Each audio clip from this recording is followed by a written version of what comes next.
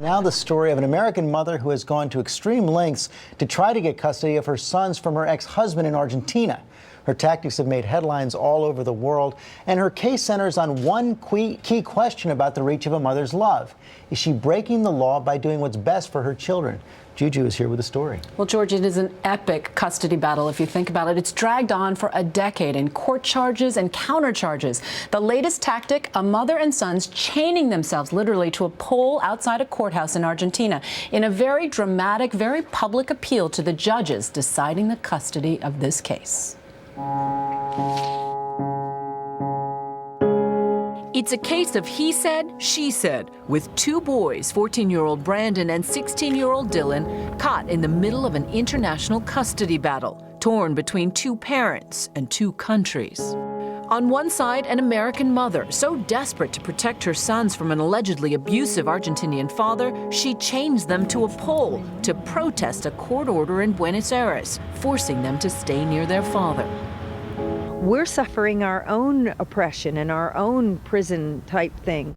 On the other side, a father who says he and his teenage children are the victims of a manipulative and scornful ex-wife. I lost my kids through a fake violence claim. It all started in 1999 when Kathleen Pizzatello, an American citizen, and her Argentinian husband, Teofilo Mendez Lynch, ended their 12-year marriage. She accused him of abuse. After years of domestic violence, my U.S. pastor helped me to get home to Florida area and get some help for me and the boys. We went into a shelter for abused families, and we stayed for counseling for 7 weeks. But the boys, born and raised in Argentina, are citizens there, and their father still has custody. So a U.S. court ordered them back to Argentina in 2002. I've been considered a criminal here in Argentina for taking my children out of the country. But that didn't stop her from doing it again 3 years later because, she says, her husband began abusing her oldest son. It didn't start against Dylan, really focused towards Dylan, until 2002. So she disappeared with her sons back to the U.S., bouncing around shelters, staying with family, and homeschooling the boys for much of their 3 years on the run. But all that time, their father, from an influential Argentinian family, frantically searches for them. Through Interpol, Missing Children, the Department of State, everybody was involved. He says he never abused his wife or his kids. Never hit him, never hit my former wife. If you go to the pictures, you'll see happy kids. I looked for them twice after being kidnapped, and I brought them back to Argentina just to beat them up. When he finally found them, Kathleen could show no proof of any child abuse, so a U.S. court ordered the boys back again.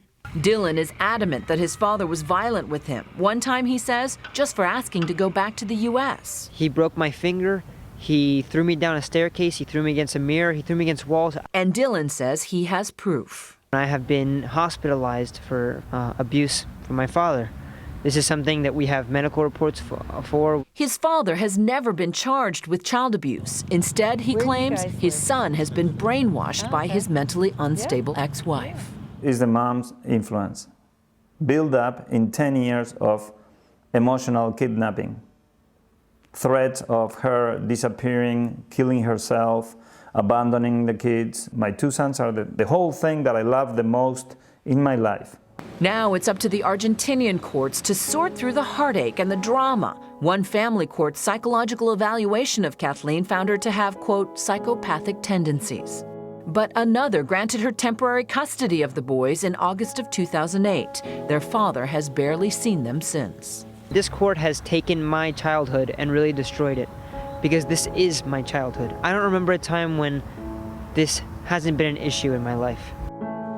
There's clearly no easy resolution in sight. There are at least 2 family courts with jurisdiction over this in Argentina, and they act as tribunals with 3 judges overseeing a case as a panel. And those judges can't seem to agree on whether these boys have been abused, whether they should be allowed to leave for the U.S., or if the father should have custody. And even the American courts have had somewhat conflicting rulings as well. But one of the claims the mother makes is that the father has unfair influence over the Argentinian courts. Yes, she points out that the father has a family that has a great deal of influence, and that those judges, the ones that sit on the tribunals, may be affected by that. Now, the two American courts, one in Florida and one in Georgia, have ruled in the father's favor. And so now it's a matter of complying with those courts and waiting for the international laws to play out in Argentina. Okay, Juju, fascinating, tough story. Thanks very much.